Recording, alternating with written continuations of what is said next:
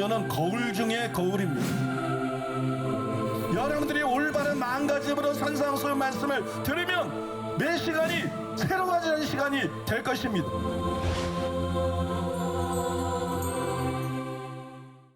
하나님의 말씀 보시겠습니다. 오늘 우리에게 주시는 하나님의 말씀은 마태복음 5장 10절에서 12절까지의 말씀입니다. 마태복음 5장 10절에서 12절까지의 말씀을 다 같이 읽겠습니다. 의를 위하여 박해를 받는 자는 복이 있나니 천국이 그들의 것임이라. 나로 말미암아 너희를 욕하고 박해하고 거짓으로 너희를 거슬려 모든 악한 말을 할 때에는 너희에게 복이 있나니 기뻐하고 즐거워하라. 하늘에서 너희의 상이 큼이라. 너희 전에 있던 선지자들도 이같이 박해하였느니라. 아멘. 이제 담임 목사님께서 나오셔서 비겁한 자는 천국에 들어갈 수 없다라는 제목으로 말씀 선포해 주시겠습니다. 이 산상수훈 설교를 왜 시작하게 됐냐 그러면, 첫째로는 내가 변화되고 싶어서 산상수훈 설교를 시작했어요. 산상수훈 설교에 관한 책들을 제가 보다 보니까, 그리고 산상수훈 말씀이 내게 다가오는데 그 말씀을 거울 삼아서 나를 보니까, 야, 이거 변화되게 되겠다. 뭔가 근본적으로 바뀌어야 되겠다. 뭐 그런 필요성을 저 자신에게서 느끼고, 그 다음에 또 이 산상수훈이 그동안 말씀을 들으면서도 바뀌지 못했던 수많은 성도님들을 바꿔놓을 수 있겠다. 우리 교회 차원을 완전히 새로운 차원으로 올려놓을 수 있겠다. 그런 기대감이 막 넘쳐서, 그래서 산상수훈 설교를 시작했는데, 하나님께서 작정하고 기대하신 대로 그렇게 일하시고 계신 것 같아요. 그러니까 산상수훈 시리즈 설교를 하면서 지금 이제 몇 달이 지났습니다만, 반복해서 계속 설교를 들으면서 먼저는 내 자신이 굉장히 바뀌었어요.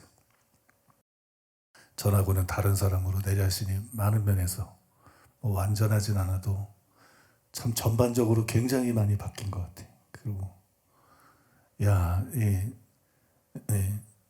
정말 산상수훈 말씀대로 사는 사람으로 그렇게 완전히 바뀔 수 있겠다. 그런 희망이나 확신 같은 것도 생기고, 또 내 자신에게 일어나는 변화를 보니까 우리 성도님들이 틀림없이 많은 사람들이 바뀌고 있겠구나. 그죠? 많은 성도님들이 바뀌고 있겠구나. 하나님 은혜지 이런 설교를 들을 수 있는 것도 감사하고, 여러분들이 이 설교 듣고 살고 그렇게 살다가 죽는 게 얼마나 큰 복인지 몰라요. 그게 다 감사한 것 같아요.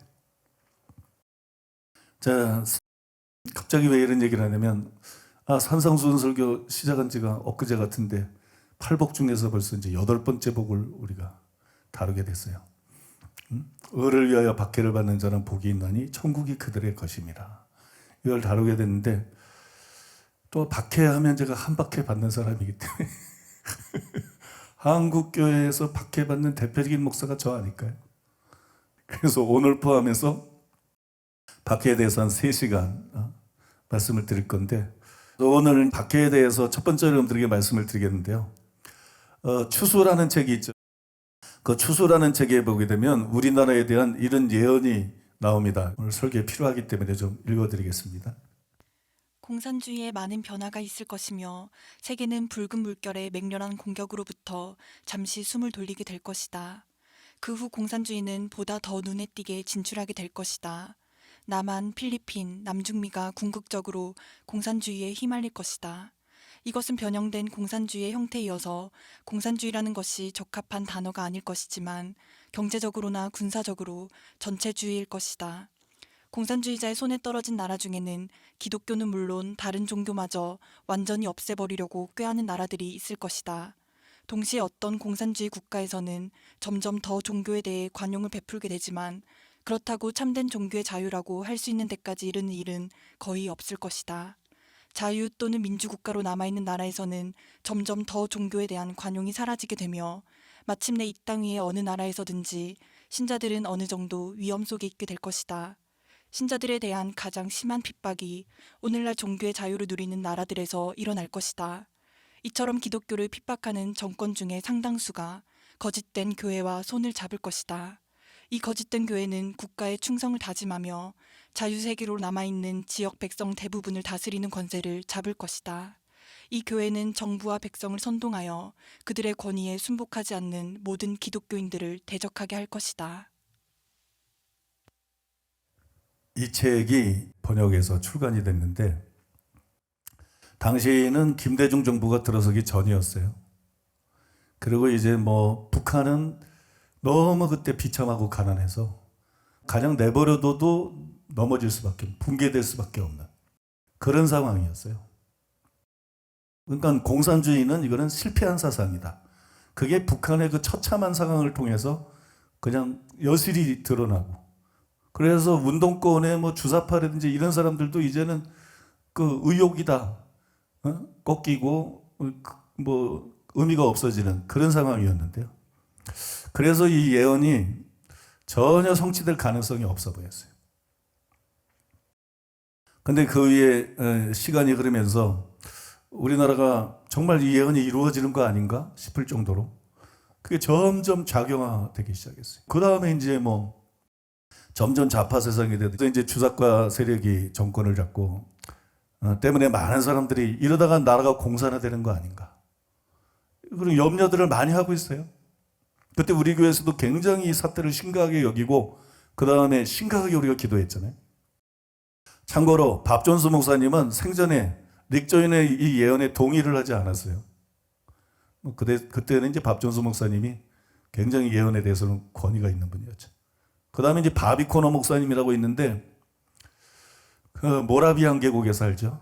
그 바비 코너 목사님 집에 제가 초대를 받아서 갔는데 거기 가서 제가 물어봤어요. 릭 조이너의 한국에 대한 예언에 대해서.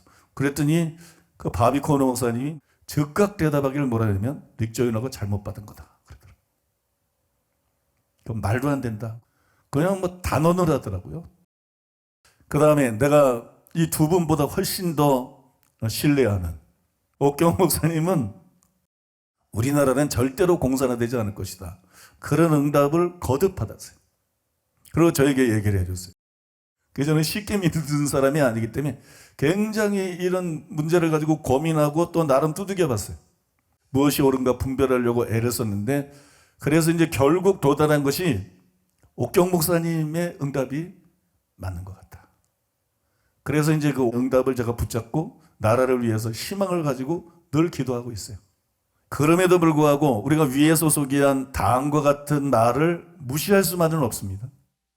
어떤 공산주의 국가에서는 점점 더 종교에 대해 관용을 베풀게 되지만 그렇다고 참된 종교의 자유라고 할 수 있는 데까지 이르는 일은 거의 없을 것이다.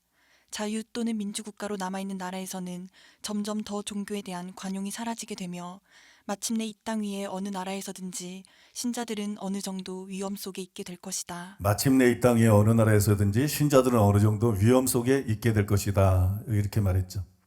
이 예언이 꼭 맞는 예언이라고 우리가 인정할 수 없는 상황에서 왜 이걸 무시할 수가 없냐. 왜냐하면 예수님이 말씀하셨기 때문에. 예수님이 마태복음 24장 9절에 보면 이렇게 말씀했어요. 그때의 사람들이 너희를 환란에 넘겨주겠으며 너희를 죽이리니 너희가 내 이름 때문에 모든 민족에게 미움을 받으리라. 너희가 내 이름 때문에 모든 민족에게 미움을 받으리라. 이게 예수님의 말세에 대한 예언이라면 아무도 피해갈 수 없다는 거예요. 그러니까 다 순교를 당하거나 다 고문당하거나, 물론 그런 건 아니겠죠. 우리 시대에 사는 사람들이. 그러나 예수님의 예언을 생각할 때 말세를 사는 우리와 핍박이 완전히 무관할 수는 없다는 거예요. 그래서 우리는 박해에 대해서 항상 준비해야 돼요. 때문에 저는 8번째 복에 대한 이 말씀이 우리에게 꼭 필요한 말씀입니다. 당장 엄청난 핍박이 없다 할지라도 이것은 우리에게 꼭 필요한 말씀, 그런 말씀이라고 생각합니다. 자, 첫째로 따라하겠습니다. 비겁한 자는 천국에 들어갈 수 없다. 어떤 분들은 그런 말 처음 들어봅니다. 성경에 도대체 그런 말이 어디 있습니까, 목사님? 있어요. 성경에 많습니다, 여러분. 비겁한 자가 천국에 못 들어간다는 것은 명백한 성경적인 진리예요. 먼저 팔복에 그것이 기록되어 있습니다. 을을 위하여 박해를 받는 자는 복이 있나니 천국이 그들의 것입니다. 이 구절을 한번 역으로 생각해 보세요. 박해를 피하기 위해서 비겁하게 무릎 꿇고 굴복하는 사람들은 천국을 기업으로 받을 수 없다는 거예요. 바꿔 말해서 비겁한 자는 천국에 들어갈 수 없다. 결국 네가 목숨 내걸을 수 있을 때 비겁하게 배신할 거냐, 아니면 목숨 내걸고 믿음을 지킬 거냐. 또 누가복음 14장 25절에 27절에 보면 제자가 지불해야 될 대가가 나와 있죠. 거기 보면 물은 내게 오른 자가 자기의 부모와 처자와 형제와 자매와 더욱 자기 목숨까지 미워하지 않으면 능히 내 제자가 되지 못하고, 또 자기 십자가를 지고 나를 따르지 않는 사람도 제자가 되지 못한다. 예수님께서 그렇게 말씀했어요. 여러분, 이 말씀에도 비겁한 자는 천국에 들어갈 수 없다는 것이 분명하게 나타나 있어요. 왜냐하면 때로는 핍박이라는 대가를 지불하지 않으면 참 제자가 될 수 없어요. 진정한 그리스도인이 될 수 없어요. 비겁한 사람은 그리스도인이 될 수 없고, 비겁한 사람은 천국에 들어갈 수가 없다는 거예요. 히브리서에도 그게 나타나 있습니다. 히브리서 10장 37절로 39절. 잠시 잠깐 후면 오시리가 오시리니 지체하지 아니하시리라. 나의 의인은 믿음으로 말미암아 살리라. 또한 뒤로 물러가면 내 마음이 그를 기뻐하지 아니하리라 하셨느니라. 우리는 뒤로 물러가 멸망할 자가 아니요 오직 영혼을 구원함에 이르는 믿음을 가진 자니라. 히브리서 저자는 여기서 박해로 인한 배교의 위험을 경고하고 있습니다. 이 배경이 박해예요. 박해가 무서워서 뒤로 물러가면 멸망한다. 여러분, 배교에서 멸망당할 걸 경고하고 있어요. 그 뒤로 물러가지 않으려면 용기가 필요하죠. 그죠? 배교하지 않으면 용기가 필요해요. 오늘 우리가 찬송을 부르지 않았습니까? 비겁한 자 물러서나 용감하는 자 굳세게. 이 가사처럼 용기가 필요해요. 그래서 35절에 보면 이렇게 기록되어 있어요. 그러므로 너희 담대함을 버리지 말라. 이것이 큰 상을 얻게 하느니라. 큰 상이 뭐죠? 여기서 큰 상은 궁극적인 구원을 말하는 거예요. 천국에 들어가는 걸 말하는 거예요. 제가 그냥 하는 얘기가 아닙니다. 문맥에 의하면 그 뜻이기 때문에 모든 학자들이 그렇게 해석해요. 시간 관계상 다 인용하지는 않겠습니다만, 우리가 담대함으로 구원받아요? 믿음으로 구원받지. 근데 왜 담대함을 버리지 말라 그래? 한 번 구원, 영원한 구원 알기 때문이죠. 그죠? 그 중에 믿었는데 배교에서 탈락하는 자가 있기 때문이죠. 그렇지 않습니까, 여러분? 네, 마지막으로 요한계시록에 그 점이 더 분명하게 기록이 되어 있습니다. 요한계시록 21장 8절. 그러나 두려워하는 자들과 믿지 아니하는 자들과 흉악한 자들과 살인자들과 음행하는 자들과 점술가들과 우상 숭배자들과 거짓말하는 모든 자들은 불과 유황으로 타는 못에 던져지리니 이것이 둘째 사망이라. 영적인 살생부라고 할 수 있는 구절인데, 지옥에 던져질 사람들이 어떤 종류의 사람인지를 여기서 기록하고 있어요. 누가 지옥에 가는지. 근데 지옥에 가는 사람들은 한마디로 말해서 이기는 자가 아니에요. 이게 중요합니다. 단순히 믿는 자가 아닌 게 아니라 이기는 자가 아니다. 참된 믿음은 요한일서에 기록된 것처럼 이기게 만들죠. 그러니까 이기게 만드는 믿음 가진 사람만 천국 가는 건데, 그 나머지 이기지 못하는 사람들을 쭉 기록한 거예요. 그 중에 제일 먼저 누가 나오냐면 두려워하는 자들이 나와요. 이게 왜 제일 먼저 나온지 알아요? 보시면요, 두려워하는 자들과 믿지 아니하는 자들과, 믿지 않는 자들은 불신자죠. 제일 먼저 지옥 가는 사람은 불신자가 아니야. 두려워하는 자들이 제일 먼저 지옥 가요. 우상숭배자도 지옥 가요. 근데 그 사람들이 제일 먼저 지옥 가는 사람이 아니에요. 제일 먼저 지옥 가는 사람은 불신자도 아니고, 제일 먼저 지옥 가는 사람은 우상숭배자도 아니에요. 제일 먼저 지옥 가는 사람이 두려워하는 자예요. 두려워하는 자가 누굴까요? 기독교인들입니다. 그 사람들은 교회 안에 있는 사람들입니다. 목사들입니다. 장로들, 신자들입니다. 베드로가 그래서 심판이 하나님의 집에서 먼저 시작된다. 믿는 자들을 먼저 심판합니다. 여기 두려워하는 자는 누구냐? 예수 믿는 사람들이.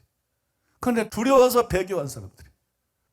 이 사람은 요한계시록 12장 11절에 나오는 사람하고 정반대되는 사람이. 거기 보니까는 또 우리 형제들이 어린 양의 피와 자기들이 증언하는 말씀으로서 그를 이겼으니 그들은 죽기까지 자기들의 생명을 아끼지 아니하였도다. 죽기까지 자기 생명을 아끼지 말아야 되는데, 그래야 이길 수가 있는데, 그래야 이기는 자만 가는 하나님 나라에 갈 수가 있는데, 근데 자기 생명을 너무 아끼는 거야. 죽는 걸 너무 무서워하는 거야. 이게 두려워하는 자들이. 계시록이 무슨 책이에요? 대환란을 기록한 책이잖아요. 그 다음에 이게 어디에 위치해 있어요? 대환란 마지막에 이 말씀들이 나오잖아요. 이 사람들은 실제로 배교한 사람들입니다. 여러분 문맥을 보더라도 두려워하는 사람들이 배교한 사람들이에요. 근데 다른 번역본들이 두려워하는 자들을 뭐라고 번역했느냐? 공동번역 성경에 보니까 또 새번역 성경이나 현대인의 성경에 보니까 두려워하는 자들을 어떻게 번역했냐면 비겁한 사람 그렇게 번역했어요. 번역을 잘했어요. 두려워하는 사람이 누구라고요? 비겁한 사람. 비겁한 자. 근데 성경에 뭐라고 나왔어요? 두려워하는 자들을 불과 유황으로 타는 못에 던져지리니 이것이 둘째 사망이라. 비겁한 자들은 불과 유황으로 타는 못에 던져지리니 이것이 둘째 사망이라. 비겁한 자는 천국 못 들어갑니다. 여러분 믿음은 용기하고 뛰어놀 수가 없어. 믿음은 양심하고도 뛰어놀 수가 없지만 믿음은 용기하고도 뛰어놀 수 없어. 믿음은 핍박 없을 때 평안할 때만 믿는 게 아니야. 손해봐도 믿을 수 있어야 되고 핍박을 당해도 믿을 수 있어야 되고 고문을 당해도 믿을 수 있고 불태워 죽인다 그래도 믿는 게 믿음인 거예요. 용기와 믿음은 같이 가는 거예요. 담대함이 없이는 끝까지 믿을 수가 없는 거예요. 비겁한 자는 절대로 천국 못 들어갑니다. 이게 참 성경적인 말이에요. 이것을 염두에 두고 우리나라 교계를 좀 보자는 얘기. 참으로 기가 막히지 않나요? 목사들도 언론들도 교단들도 핍박을 피하기 위해서 대부분 비겁하게 벙어리 행세를 하고 있어요.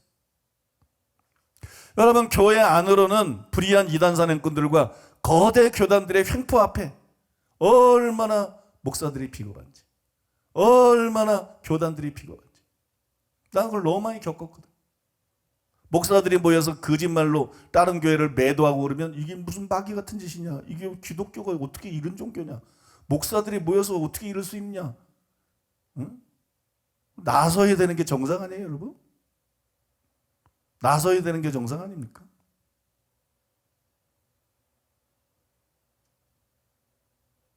근데 어느 교단이 나섭니까?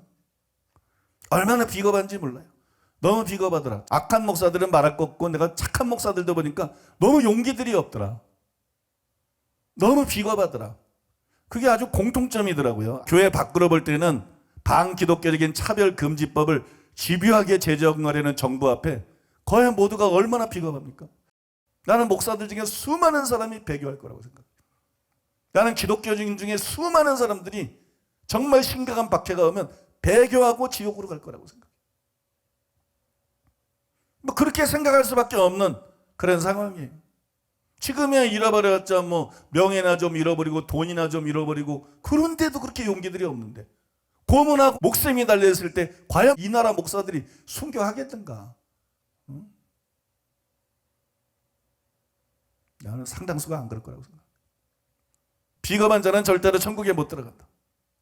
여러분 비겁한 사람 되지 마시기 바랍니다. 절대로 비겁한 사람 되지 마세요. 한편 제가 토마스 왓슨의 책에서 이런 글을 읽었어요. 우리가 당하는 고난은 가볍다. 이 얼마나 가벼운 환난인가. 특이한 글을 제가 읽었는데 다음과 같은 이유를 들어가지고 그렇게 역설적인 주장을 했어요. 이렇게 주장을 했습니다. 우리가 당하는 고난은 가볍다. 이 얼마나 가벼운 환난인가. 고난은 지옥에 비하면 가볍다. 지옥의 저주에 비하면 핍박이 무엇란 말인가. 저주의 불에다 순교의 불을 비교할 수 있는가? 그것은 죽을 상처에 비교해보면 찔린 가시를 뽑아내는 것에 불과하다. 고난은 영광에 비하면 가볍다. 영광의 무게가 핍박을 가볍게 만든다. 그러므로 핍박이 가벼우면 가벼운 태도를 나타내어야 한다. 불신앙으로 약해지지도 말고 참지 못하여 안달하지도 말자. 그렇게 썼어요. 참 맞는 말이에요. 예수님께서 전자에 대해서 뭐라고 말했냐면 누가복음 12장 4절과 5절에 보니까는 몸을 죽이고 그 외에는 능히 더 못하는 자들을 두려워하지 말라. 마땅히 두려워할 자를 내가 너에게 보이리니 곧 죽인 후에 또한 지옥에 던져놓는 권세 있는 그를 두려워하라. 내가 참으로 너에게 이르노니 그를 두려워하라. 그래서 이 앞에 말을 확증해 주는 내용이죠. 또 여러분 바울이 뭐라 그랬어요? 로마서 8장 17절 18절에 보니까는 생각건대 현재의 고난은 장차 우리에게 나타날 영광과 비교할 수 없도다. 순교 때문에 당하는 고통하고 지옥불의 고통하고 비교가 안 돼. 순교 때문에 당하는 고통하고 천국에서 받을 영광하고도 비교가 안 돼. 우리가 당하는 고난은 가볍다. 얼마나 가벼운 환난인가. 지옥에 비교해 볼 때 얼마나 이게 가벼운 것인가. 천국의 영광에 비할 때 이게 얼마나 가벼운, 정말 맞는 말이에요. 그러니까 이걸 기억하시라는 거. 여러분들이 이것을 기억하시고 절대로 비겁한 사람이 되지 마시기를 바랍니다. 절대 비겁한 사람 되지 마세요. 비겁한 거를 쉽게 생각하지 마세요. 간단하게 생각하지 마세요. 비겁한 거는 그건 엄청난 거예요. 비겁하게 타협하거나 비겁하게 주를 부인하지 마세요. 여러분 어떤 면에서든 비겁한 사람 되지 마시기 바랍니다. 믿는 자들께 용기 있는 사람 되시기를 바랍니다. 두 번째로 따라해 볼까요? 박해를 받는 자들이 다 복된 것은 아니다. 예수님께서 을을 위해서 핍박을 받는 사람은 복이 있다 그러셨어요. 근데 박해를 받는 모든 사람이 복이 있는 건 아니에요. 왜냐 그러면 모든 박해가 예수님이 말씀한 그런 박해는 아닙니다. 고린도전서 13장 3절에 보니까 내가 내게 있는 모든 것을 구제하고 또 내 몸을 불사르게 내줄지라도 사랑이 없으면 내게 아무 유익이 없느니라. 내 몸을 불사르게 내어준다는 건 화형이야, 화형. 난 순교의 형태 중에 제일 무서운 것 중에 하나가 화형 아닐까요? 살아있는 사람을 어떻게 불태워 죽일 생각을 할까요? 근데 그런 일들이 역사상 있었어요. 뭐 존 후스나 잔다르크 그 외에도 많은 그런 일들이 있었어요. 근데 그렇게 순교를 당해도 아무 유익이 없다는 거예요. 그러니까 박해를 받는다 그래서 다 복이 있는 게 아니래요. 박해가 다 예수님이 말한 그 박해가 아니래요. 그러니까 이동훈 목사님 책에 보면 이렇게 말했어요. 무엇이 핍박이 아닌가. 그리스도인들이 어떤 일을 잘못 처리한 결과로 어려움이나 공경을 당할 수 있습니다. 그럴 때 그것은 핍박이 아닙니다. 좀 중략을 하고 핍박이란 좋은 일을 한 것에 대해서 나쁜 사람들에게 받는 것이요. 처벌은 나쁜 일을 한 것에 대해서 좋은 사람으로부터 받는 것입니다.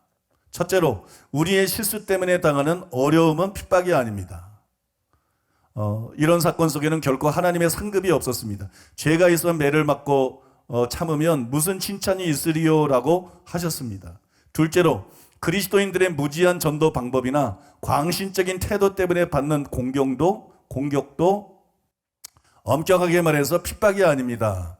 예수님은 보라 내가 너희를 보냄이 양을 이리 가운데 보냄과 같도다.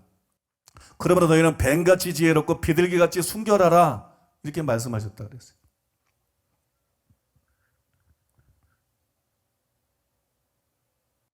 모든 박해가 예수님이 말한 박해가 아닙니다. 박해를 받는 모든 사람이 복이 있는 게 아니에요. 오직 을을 위해서 박해를 받는 사람만 복이 있는 거예요. 예수님은 단순히 박해받는 사람을 말한 게 아니라 여기 보니까 을을 위해서 박해를 받는 사람이 복이 있다 그러셨어요.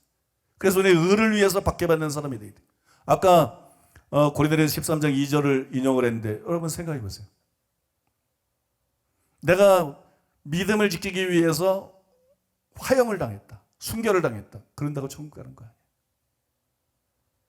불교에도 회교에도 세상 다른 종교에도 자기 종교를 위해서 순교당하는 사람들이 있어요. 근데 중요한 거는 내가 진짜 믿음을 갖고 있느냐. 내가 정말 회개하고 내가 정말 믿음을 갖고 내가 정말 거듭나고 내가 구원받은 사람이에요. 그런 사람이 믿음을 지키기 위해서 화형을 당했다. 이 사람은 당연히 천국 가죠. 그건 아무 유익이 없는 게 절대로 아니죠. 이 사람은 반드시 천국을 유업으로 받고 또 상급을 유업으로 받습니다. 근데 바울이 왜 그렇게 말했냐는 거예요. 내 몸을 불사르게 내어줄지라도 아무 유익이 없다. 이게 무슨 얘기예요? 진짜 회개도 안 하고 진짜 믿음을 가진 것도 아니고 진짜 거듭난 것도 아니에요. 제대로 안 가르쳐가지고. 그런 목사들, 그런 신자들이 많아. 이 사람은 자기가 진짜 하나님을 믿는 줄 알아. 자기가 구원받은 줄 알아. 그럼 너 예수 믿을래? 죽을래? 그러면 난 예수 믿고 죽겠다 그래요. 이 사람이 천국 갈까요? 지옥 갑니다. 불에 태워주고 죽었는데 보니까 지옥불에서 눈다. 이게 무슨 얘기냐? 순교로 자기 영혼을 구원할 수는 없어요.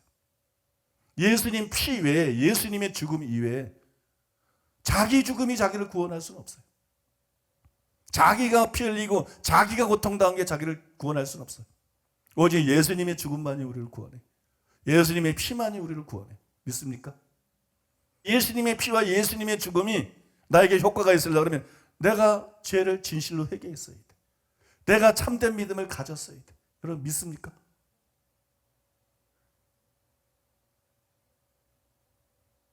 이게 심각한 거예요. 성경에는 이런 말씀이 있어요.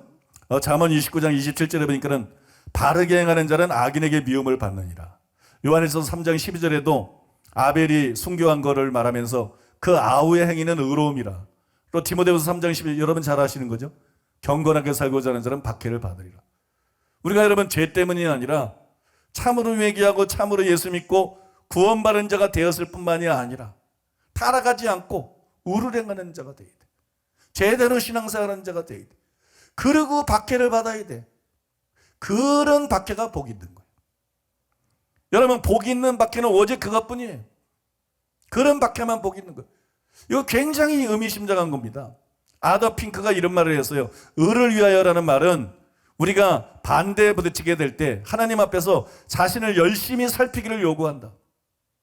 의를 위하여 박해를 받는 자가 복이 있다. 이 단서는 우리가 박해를 받을 때 자기를 살펴야 될 걸 요구한다. 나는 정말 의를 위해서 박해를 당하고 있는 자인가? 굉장히 허를 찌르는 지적이죠. 우리는 박해를 받을 때 당연히 자기 자신이 예수 믿는 사람이니까 기독교이니까 목사니까 내가 의를 위해 핍박을 당하고 있다. 아닙니다, 여러분.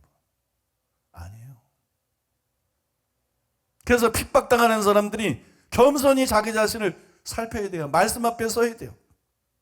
뭐로 자기를 살펴야 될까요? 바로 의예요. 나는 의를 위해서 핍박당하고 있나? 내가 의를 위해서 핍박을 당하면 내게 의가 있어야지. 박해라고 하는 거는 팔복에 처음 나오는 게 아니고 마지막에 나오는 거잖아요. 박해 참는 게 중요한 게 아니라 그 앞에 게 중요한 거예요. 심령이 가난한 자가 되는 거, 애통하는 자가 되는 거, 온유한 자가 되는 거, 의에 줄이고 목마른 자, 쭉 마음이 청결하고 이게 중요한 거예요. 이게 없이 내가 박해당한다. 뭘 위해 박해를 당해? 구원받은 사람도 아닌 거. 그 의가 뭐예요? 의라고 하는 거는 의에 줄이고 목마른 자는 복이 있다. 마음이 청결한 자는 이런 것만 말하는 게 아니에요. 첫 번째에서 일곱 번째 저 복 모두가 이 의와 관련이 있는 거예요. 왜 첫 번째에서 일곱 번째 복이 의와 관련이 있느냐? 의가 그냥 솟아나는 게 아니에요. 내가 의에 줄이고 목마르면 그냥 의롭게 되면 그런 거 아니에요, 여러분. 무슨 얘기냐? 의에 줄이고 목마르면 의롭게 돼요. 근데 왜 아니라고 말합니까? 아무나 의에 줄이고 목마를 수가 없어요. 마음이 가난하지 않은 사람은 절대 의에 줄이고 목마른 자가 될 수 없어요. 애통하지 않으면 절대 의에 줄이고 목마른 자가 될 수 없어요. 하나님의 말씀을 두려워함으로 온유한 마음으로 듣지 않는 자는 절대 의에 줄이고 목마를 수가 없어요. 이해가 되십니까, 여러분? 그런 사람만 의에 줄이고 목마를 수 있어요. 이게 다 연계가 돼 있다는 거예요. 마음의 가난부터 마음의 청결, 화평하는 것까지 이게 전부 연결이 돼 있는 거예요. 분리해서 하나만 빼낼 수가 없는 거예요. 의가 뭐냐? 이렇게 물어보면 의는 팔복이에요. 의는 쉽게 말해서 첫 번째에서 일곱 번째 복이라고. 그러니까 내가 핍박을 당한다 이게 문제가 아니야. 나는 복음을 전한다가 나는 믿음 때문에 가정에서 또 사회에서 직장에서 나는 핍박을 받아 나는 복 있는 사람이야. 이게 문제가 아니야. 중요한 거는 너 그러면 마음이 가난해? 너는 애통하는 자야? 너 하나님 말씀에 두려워 떠는 자야? 너 의에 줄이고 목마른 자야? 너 다른 사람을 긍휼히 여겨? 너 마음이 청결해? 너 화평케 하는 자야? 이게 없다. 이 사람은 복 있는 사람이 아니에요. 그가 어떤 핍박을 당하든 전도하다 핍박을 당하든 목회하다 핍박을 당하든 이건 자기 착각이야. 이 사람은 의를 위해서 핍박을 받는 자가 아니라는 거예요. 첫 번째에서 일곱 번째 복이 나타나야 여덟 번째 복이 진짜가 되는 거예요. 믿습니까? 첫 번째에서 일곱 번째 복이 나타나야 여덟 번째 복이 진짜가 된다. 여러분 조영남이 부른 노래 중에 최진사댁 셋째 딸이라는 노래가 있어요. 근데 이걸 왜 제가 소개하느냐? 여기 이어서 중요한 건 이거 7개 복 중에서 1개가 맞았다고 놀려되겠지. 세상 복은 이렇게 받아요. 세상 복은 서로 연관이 없어. 그냥 복이 7개가 있다면 그 중에 1개 받는 사람도 있고 2개 받는 사람도 있고 3개 받는. 이게 세상 복이에요. 팔복은 다르다는 거야. 팔복은 여러분 세트로 받는 복이에요. 팔복은 전부 받든지 하나도 못 받든지. 믿습니까? 그러니까 첫 번째부터 심령이 가난한 자는 복이 있나니 천국이 저희 것이며, 여덟 번째도 을을 위해 핍박을 받는 자는 복이 있나니 천국이 저희 것이며. 마지막에서 천국을 약속해야지. 첫 번째부터 복을 딱 약속해버려요. 왜냐면 이거는 함께 받든지 다 못 받든지. 이건 서로 연계가 돼, 분리가 안 되는 거예요. 그래서 한 기독교인의 8가지 특징을 묘사한 것이지, 심령이 가난한 자가 따로 있고 애통하는 자가 따로 있고 마음의 청결자가 따로 있고, 이게 한 사람이야. 이 복은 함께 받든지 아무것도 못 받든지, 전부 받든지 하나도 못 받든지, 둘 중에 하나라는 것이. 즉 첫 번째에서 7번째 복과 무관한 사람이 박해를 받아서 천국 가는 이런 일은 없다는 것이에요. 순교해서 천국 가는 이런 일은 없다는 것이. 첫 번째 복에서 7번째과 무관한 사람이 박해를 받아서 천국에서 큰 상을 받는 일도 절대로 없다는 것이. 그래서 내가 박해를 당한다, 이거로 안심하지 말라는 거예요. 난 전도하면서 이렇게 박해를 당해, 나는 교회 나오고 신앙사하면서 이렇게 박해를 당해, 나는 동성애 만들면서 이렇게 박해를 당해, 나는 뭐 나라를 위해서 막 바른 소리를 하면서 이렇게 박해당해. 그거 다 헛걸 수 있다는 거예요. 심령이 가난한 자가 아니라면, 애통하는 자가 아니라면, 온유한 자가 아니라면, 의에 지르고 목마른 자가 아니라면, 마음이 청결한 자가 아니면 다 헛거리는 거야. 이게 여러분 보통 심각한 문제가 아니에요. 그렇지 않나요? 여러분 팔복에 대해서 여러분 다시 생각해야 돼요. 팔복에 대해서. 팔복을 대체할 수 있는 건 없어요. 박해를 받는 것도 순교하는 것도 그 무엇도 팔복을 대체할 수 있는 게 없어요. 팔복의 사람이 안 되면 그냥 끝나는 거예요. 팔복의 사람이 안 되면 그냥 하나님하고 상관이 없는 거야. 천국하고 상관이 없는 거야. 그냥 지옥에 가고 그거로 끝나는 거야. 뭐 그건 누구든 상관이 없어. 팔복의 사람이 되는 게 얼마나 중요한가. 베드로가 이런 말을 했어요. 베드로전서 4장 15절 16절에 보니까 너희 중에 누구든지 살인이나 도둑질이나 악행이나 남의 일을 간섭하는 자로 고난을 받지 말려니와, 만일 그리스도인으로 고난을 받으면 부끄러워하지 말고 도리어 그 이름으로 하나님께 영광을 돌리라, 이렇게 말했어요. 고난이 두 가지가 있어요. 죄인으로 고난당하는 게 있고 그리스도인으로 고난당하는 게 있다. 너무나 많은 목사들이 내가 보니까 죄인으로 고난을 당해. 너무나 많은 신자들이 내가 보니까 죄인으로 고난당해. 이 땅에서 고난당하고 그냥 천국 갈 줄 알았는데 지옥에서도 고난당하고. 여러분 이런 불행을 막으려면 죄인으로 고난당하지 말고 그리스도인으로 고난을 당해라. 그리스도인이 뭐예요? 팔복의 사람이죠. 그러니까 이 말을 바꿔 말하면 너희는 팔복의 사람으로 고난받아야 된다. 팔복에서 고난 하나만 딱 빼가지고 나는 을을 위해, 나는 주님을 위해 고난당하는데 제발 좀 망상에서 깨어나라. 너희는 팔복의 특징이 나타나는 반드시 팔복의 사람이라야 되고, 너희가 팔복의 사람이기 때문에 고난당해야 된다. 그리스도인으로서 고난당해야 된다. 팔복의 사람으로서 고난당해야 된다. 믿습니까? 그게 예수님이 말씀한 을을 위해 핍박을 받는 자들은 복이 있나니 천국이 저희 것이며, 그 사람들이랍니다. 여러분 그런 사람입니까? 나는 팔복의 사람인가? 나는 서기관과 바리새인보다 나은 을을 가지고 있나? 나는 아버지 뜻대로 가는 자인가? 다른 사람에게 복음을 전한 뒤에 자기는 보림이 될까 두려워하노라. 내가 타협하지 않고 복음을 전해서 많은 영혼들이 회개하고 구원받은 게 사실이지, 깨어난 게 사실이지. 그러나 내가 팔복의 사람이 아니면 아무 소용없어. 그 사람들은 살겠지만 나는 지옥에 갈 거야. 내가 서기관과 바리새인보다 나은 자가 아니면 아무 소용없어. 그래서 이 산상순서교는 내 영혼을 위해서 하는 거야. 첫째는 내 영혼을 위해서, 두 번째는 여러분 영혼을 위해서. 그럼 내가 그러니 여러분도 마찬가지지. 여러분이 팔복의 사람이 아니면 아무 소용없어. 예수님 은혜로 팔복의 사람이 되었지만 더 팔복의 사람이 되는 거. 하나님 은혜로 서기관과 바리새인보다 나은 을을 가진 자가 됐지만 더 서기관과 바리새인보다 나은 을을 가진 자가 되는 거. 아버지의 뜻대로 행하는 자가 됐지만 더 아버지의 뜻대로 행하는 자가 되는 거. 내 영혼을 위해서 나는 날마다 기도합니다. 여러분 기필코 팔복의 사람이 되시기 바랍니다. 반드시 서기관과 바리새인보다 나은 의를 가진 사람 되시기 바랍니다. 자, 마지막 세 번째로 한번 따라해 보겠습니다. 고문하고 죽이지 않는다고 박해자가 아닌 것이 아니다. 사람들이 박해하면 뭐 고문이나 순교, 뭐 육체적인 이런 걸 떠오르잖아요. 근데 그런 것만 박해가 아니에요. 말로 하는 박해도 있어요. 그래 절대로 이걸 깨닫고 박해자가 되면 안 된다는 거예요. 오늘 11절에 보니까는 나로 말미암아 너희를 욕하고 박해하고 거짓으로 너희를 거스려 모든 악한 말을 할 때에는 너에게 복이 있나니. 여러분 양용희 교수님도 이 구절에 대해서 본 단락은 제자들이 세상에서 받는 박해의 내용이 육체적인 것뿐만이 아니라 언어적인 것도 포함한다는 점을 밝혀준다. 그렇게 말했어요. 또 토마스 왓슨의 그 핍박의 종류라는 글에 보니까는 이렇게 써 있어요. 제가 좀 시기에 자문님이 있겠습니다. 핍박의 종류에는 어떤 것이 있는가? 두 가지 종류의 핍박이 있는데 손으로 하는 핍박과 혀로 하는 핍박이 그것이다. 1. 손으로 하는 핍박.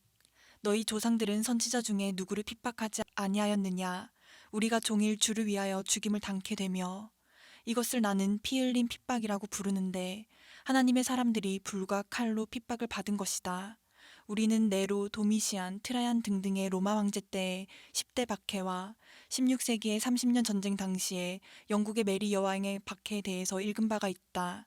이런 때 많은 사람들이 박해자의 채찍으로 죽음의 핍박을 받았었다. 2. 혀로 하는 핍박, 욕설. 이것을 핍박으로 생각하는 사람이나 마음에 두는 사람이 거의 없지만 본문 11절에서는 그것을 핍박이라고 부르고 있다. 너희를 욕하고 핍박하고 이것이 혀로 하는 핍박이다. 그 말은 뽑힌 칼이로다. 사람은 그 몸을 죽이는 것과 마찬가지로 그의 이름을 가지고도 죽일 수 있다. 아름다운 이름이 보배로운 기름보다 낫다고 하였다. 그래서 다른 사람의 이름을 치는 것을 우리 주님이 핍박이라고 부르셨다. 초대교회 그리스도인들은 말로 하는 핍박을 잘 견디어내었다. 또 어떤 이들은 희롱과 채찍질뿐 아니라 결박과 옥에 갇히는 시험도 받았으며 다윗은 취한 무리가 나를 가져 노래하나이다 라고 하였다. 그들은 성문에 앉아서 그를 조롱하였다. 얼마나 자주 악인들이 하나님의 자녀들에게 비난하는 풍자말을 던지는가. 중상모략. 본문 11절 하반절에는 이렇게 기록되어 있다. 거짓으로 너희를 거스려 모든 악한 말을 할 때에는 중상모략은 혀로 하는 박해이다. 사도 바울도 그의 교리에 대해 중상모략을 당하였다. 그가 이렇게 설교하였다고 기록되어 있다. 또는 그러면 선을 이루기 위하여 악을 행하자 하지 않겠느냐. 어떤 이들이 이렇게 비방하여 우리가 이런 말을 한다고 하니 또한 귀신을 쫓아내신 그리스도도 귀신 들렸다고 뒤집어 쓰셨다. 초대교회 그리스도인들은 그들의 아이들을 죽이고 근친상간을 한다고 잘못 고발당하기도 하였다. 불의한 증인이 일어나서 내가 알지 못하는 일로 내게 힐문하며 핍박자가 되지 않도록 주의하자. 어떤 사람은 생각하기를 불이나 칼로 하는 핍박 말고는 다른 핍박이 없다고 한다. 아니다. 혀로 하는 핍박도 있다. 또 예전에도 제가 한번 소개해드린 적이 있는데 프레드릭 프라이스 목사님. 그분도 이제 말로 하는 박해에 대해서 이렇게 썼어요. 핍박이라고 하면 우리는 사람들이 우리를 화형에 처하거나 요한에게 그랬던 것처럼 끓는 기름 가마에 집어넣거나 온몸에 못을 받거나 로마 황제 네로가 당시 그리스도인들에게 했던 것처럼 불에 태워 죽이는 것만을 생각하기가 쉽다.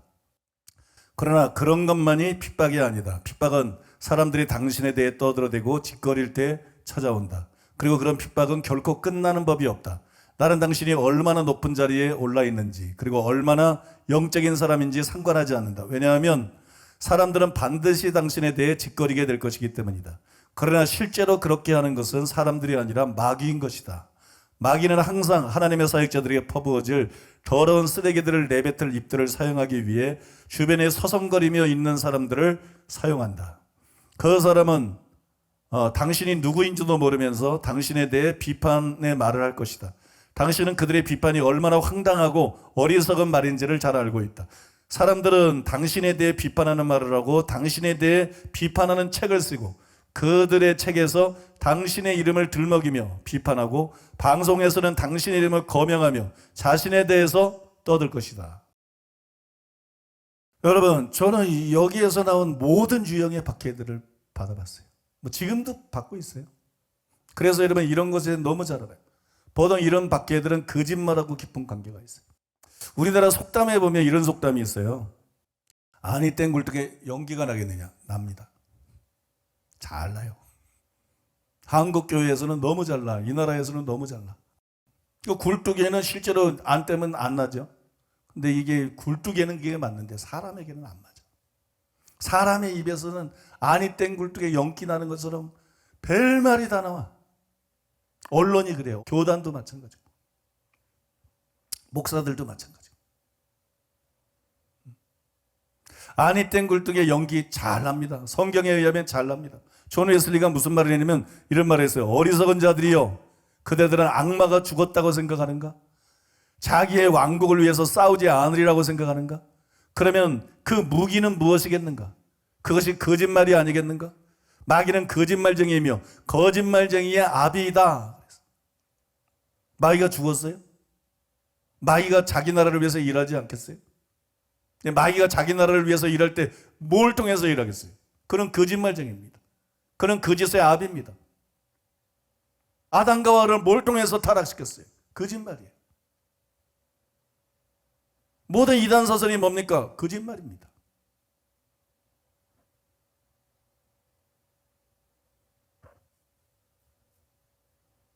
여러분, 마귀는 오늘도 자기에게 속한 사람들 통해서 끊임없이 거짓말을 지어냅니다. 그래서 들려오는 소문, 그거 믿을 수 있는 게 못 돼요.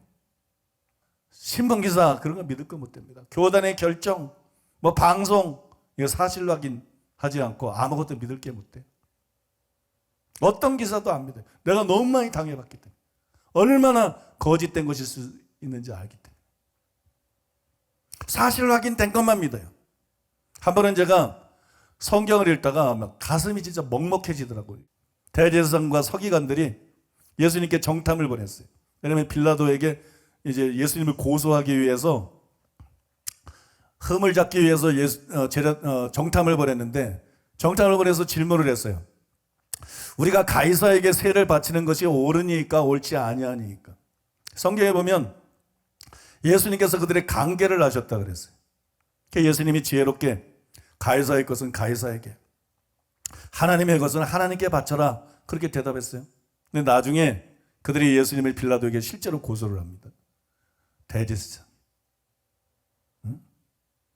그 다음에 바리새인들이, 서기관들이, 종교 지도자들이 예수님을 고소를 하는데 뭐라고 고소했냐 그러면 누가복음 23장 2절에 보니까 이렇게 나와 있어요. 우리가 이 사람을 보매 우리 백성을 미혹하고 가이사에게 세금 바치는 것을 금하며 자칭 왕 그리스도라 하더이다. 예수님은 분명히 세금 바치는 것을 금하지 않았어요. 그죠? 근데 이게 대제사장과 유대 종교 지도자들이 한 거예요. 일반 백성도 아니고 불신자도 아니고. 대제사장이 어떻게 이렇게 거짓말을 하나? 잘 모르는 사람들은 그래, 목사님들이 그렇게 거짓말할 리가 있나? 그게 순진한 거야. 성경을 똑바로 안 받아서 그런 거야. 원래부터 그랬어. 원래부터 대제사장과 서기관과 종교 지도자들이 그랬어요. 역사는 되풀이되는 거예요, 여러분. 그런 일이 성경에 실제로 있었고 지금도 여러분 광범위하게 한국교회 안에서 일어나고 있어요. 제가 그 증인이죠. 한국교회 안에서 수없이 많은 종류의 음해를 받았고 지금도 겪고 있어요. 그래서 저는 한국교회 개혁의 대상으로 보지 정상으로 안 봐요. 그리고 이런 모든 것이 잘못된 교리 근본 뿌리는 그것이다. 그렇게 살면 지옥 간다고 하나님 말씀을 제대로 믿으면 그럴 수가 있어. 어느 정도 말씀을 좀 정리해 나가겠는데요. 꼭 손으로만 박해할 수 있는 게 아니라 말로도 박해할 수 있다. 근데 말로 당하는 박해도 당하는 사람은 얼마나 고통스러운지 몰라요. 잠언 12장 18절에 혹은 칼로 찌른 같이 함부로 말하거니와. 이 시대에 제일 핍박을 당한 사람이 위령제지 대표적으로. 참 중국에서 그런 주님을 위해서 엄청난 박해를 당했어요. 이 사람이 이제 중국 탈출하고 핍박이 끝난 줄 알았더니 공산당만 박해하는 게 아니야. 이젠 목사들이 박해하는 거야. 이젠 교단들이, 이젠 기독교 언론이 박해하는 거야. 그지? 그걸 이 사람이 당하고 난 다음에 글을 썼어요. 이러한 새로운 형태의 영적인 박해는 중국에서의 신체적 박해와 모양만 다를 뿐이지 견디기가 결코 더 수월하지 않았다. 여러분 당해보세요. 한번. 얼마나 고통스러운가. 어? 얼마나 진짜로 마음을 칼로 찌르는 것 같아. 진짜로 막 가슴을 칼로 찌르는 것처럼 나중에는 진짜 막 통증이 느껴져. 진짜로 막 가슴에 고통이 느껴져. 근데 이런 말로 하는 박해들이 이 당사자가 당하는 고통, 이것도 문제지만 이게 문제가 아니야. 더 심각한 게 뭐냐면요, 아더 핑크가 잘 지적을 했는데 하나님의 사역자들의 유용성을 없애버린다는 거. 그냥 내가 하나 고통당하고 말면 괜찮은데 하나님이 나에게 준 말씀, 은사, 그 영향력을 통해서 수많은 영혼 구원하고 살릴 수 있는데 그걸 방해한다는 거. 1305년에 그 네스토리오스 교도들이, 이 사람들도 기독교인이라는데 베이징에서 몬테코르비노에 요한을 공격을 했는데, 또 요한이 전년도까지 6천 명에게 세례를 줬는데 시기심 때문에 막 공격을 하는 거야. 첩자다, 주술사다, 사기꾼이다 막 공격을 하고, 그 훗날 이 요한이 뭐라고 고백했냐면 이렇게 고백했어요. 그 모든 중상모략이 없었다면 나는 3만 명이 넘는 사람들에게 세례를 주었을 것이다. 6천 명에게 세례를 줬는데 3만 명이면 몇 배야? 여러분, 저는 정직하게 말할 수 있어요. 한국교회 목사들이 시기심 때문에 교단들이 불의하게 거짓으로 공격 안 했으면요, 우리 교회가 지금까지 사람들을 구원한 것보다 최소 못 구원해도 10배는 구원합니다. 최소로 따져도. 최대로 따지면 100배 이상 구원할 수 있었어요. 우리 교회 말씀과 우리 교회 치유면은요 100배 이상을 구원할 수 있었어요. 이거를 막은 게 교회야. 이거를 막은 게 교단들이고, 이거를 못하게 막은 게 목사들이에요. 제가 뭐 초대교회 목사님도 저하고도 뭐 직간접적으로 연락한 사람들이 제법 됩니다. 그 사람들 나 이단하는 거 다 알아요. 최근에도 이름만 대면 다 알 수 있는 초대교회 목사님이, 내가 그분에게 가끔 존경하는 마음으로 선물도 보내고 그랬는데 답례로 선물도 보내고 가끔 나한테 선물도 보내고 그래. 북한에서 바른 소리 할 수 있어요? 북한에서 바른 소리 하면 그 죽죠. 한국 교회가 그래. 거짓말하고 매도하고 그거는 아무렇지도 않아. 그런데 누가 이거 잘못된 거 아니냐 증거를 내고 바른 소리 해도 다 살려서 죽여. 이게 지금 한국 교회. 그러니까 이거 한국 교회는 구조적으로 타락하고 이건 총체적으로 타락했어요. 반드시 개혁 안 되면 정말 한국 교회 희망 없습니다. 이 하나님 나라의 일을 이렇게 막고 있는데 그것도 몰라서 그런 것도 아니고 말을 지어내가지고 악의적으로 막 사악한 거짓말들을 막 해가지고, 여러분, 이 사람들이 천국 가겠습니까? 못 갑니다. 여러분. 성경이 뭐라고 나와 있어요? 요한계시록 21장 8절. 제일 먼저 지옥 가는 사람이 누구예요? 두려워하는 자. 그 다음에 제일 마지막에 지옥 가는 사람이 누구예요? 거짓말하는 모든 자들. 이제 끝내겠는데요, 사랑하는 여러분, 저는 한국교회를 믿지 않습니다. 저는 목사들을 믿지 않습니다. 저는 기독교 언론을 믿지 않습니다. 저는 좋은 목사님들이 많이 있다는 걸 압니다. 그런데 그 좋은 목사님들이 진실을 알아도 절대 말하지 않습니다. 무서워서. 자기도 당하는 게 무서워서. 그럴 수밖에 없을 정도로 구조적으로 잘못되어 있는 게 지금 한국 교회 교단들이고 기독교 단체들이에요. 나는 한국 교회를 믿지 않습니다. 나는 한국 목사들을 믿지 않습니다. 하나님밖에 바라볼 게 없어요. 하나님 앞에 기도해요. 하나님, 다 아시죠? 이 교회가 이렇게까지 썩었습니다. 이렇게까지 무너졌습니다. 거짓말로 음해하고 죽이고 다 알면서도 아무것도 바로잡지 않고 뻔뻔스럽게 계속 거짓 그 기사들을 반복하고. 하나님, 저 뭐 이렇게 살아왔습니다. 뭐 억울할 거 없습니다. 아무것도 아닌 제가, 부족한 제가 좋은 성도님들 모시고, 그래도 규모 있는 목회하고 아프리카 성교, 저 이대로 살다 죽어도 저는 뭐 감사합니다.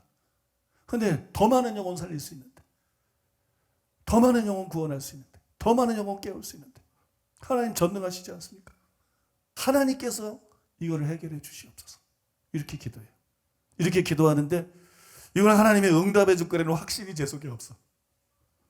왜 그러냐면 하나님의 관심은 우리 관심하고 다른 것 같아. 예수님이 2000년 전에 이단으로 몰렸는데 아직까지도 하나님이 안 푸셨어. 바울도 이단의 괴수라는 소리를 들었는데 아직도 유대인들은 똑같은 얘기를 해요. 유대인들한테는 예수님이 여전히 이단입니다. 여전히 바울이 이단의 괴수입니다. 하나님이 하시려면 할 수 있겠죠. 그죠? 근데 안 하셨어. 무슨 일인지 난 몰라. 바울도 안 풀었어. 근데 하나님이 나를 풀어주실까? 그런 생각이 나는 솔직히 있어. 어쩌면 하나님은 이런 거하고 관심이 없으시다. 예수님은 그냥 유대인들한테 귀신의 양 바알세불 들렸다, 뭐 미쳤다, 그래 듣고, 근데 예수님은 자신이 하실 일을 다 하셨어. 자신이 사명을 다 감당하셨어. 바울도 마찬가지야. 유대교에서 그렇게 바울을 죽이려고 그러고 음해했다 그래서 바울이 자기 할 일을 못했느냐? 자기 할 일을 다 했어. 두 번째, 나는 하나님의 관심이 나의 관심하고 다를 수 있다고 생각해. 나는 이런 거를 영혼들을 위해서 푸는 게 좋다고 생각하지만 하나님은 전혀 그런 게 관심이 없을 수도 있다고 생각해. 그냥 하나님의 관심은 단순히 네가 더 철저하게 팔복의 사람이 돼. 네가 더 철저하게 서기관과 바리새인보다 나은 사람이 돼. 네가 더 철저하게 하나님 뜻 따라가는 사람이 돼.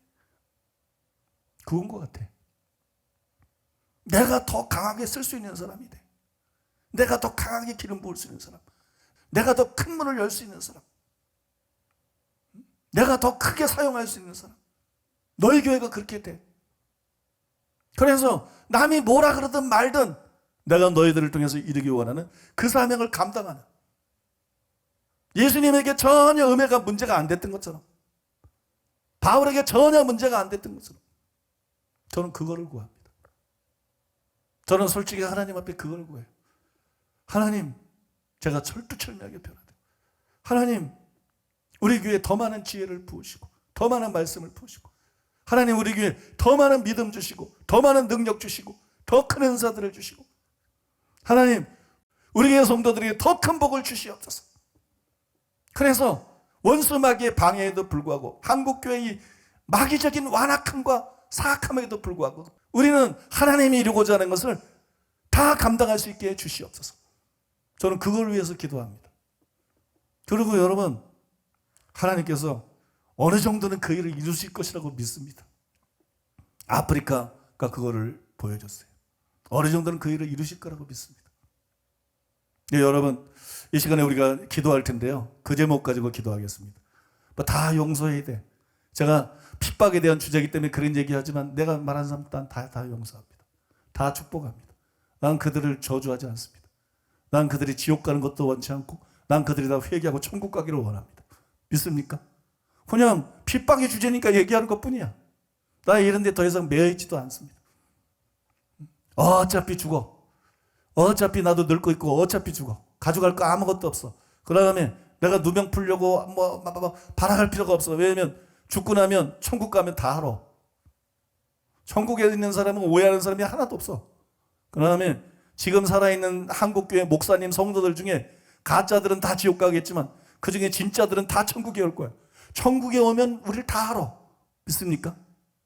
그러니까 여러분, 이런 게 문제가 아니야. 그냥 우리가 철두철미하게 팔복의 사람이 되고, 철두철미하게 서기관과 바리새인보다 철두철미하게 아버지 뜻을, 철두철미하게 마음을 다하고 목숨을 다하고 뜻을 다해서 하나님 사랑하는 사람, 이웃을 자기 몸처럼 사랑하는 사람, 예수님이 우리 사랑하는 사람, 서로 사랑하는 사람, 원수와 핍박자까지 사랑하는 사람. 믿습니까? 그래서 우리가 하나님 앞에 인정받아야지. 천국 가면 우리 이단 아닌 거 다 알아. 잠깐만 기다리면 돼. 그러면 다 알아요. 이런 거는 신경 쓸 거 아니다. 중요한 건 거기서 이단 아닌 건 다 드러나겠지만 거기서 또 드러날 게 나는 하나님 앞에 어떤 사람입니까? 이게 심각한 거예요. 그죠? 천국에 났지만 그 억울한 일 당하고 그냥 이단은 아니지만 너무 별 볼 일 없는 사람 되면 안 되죠.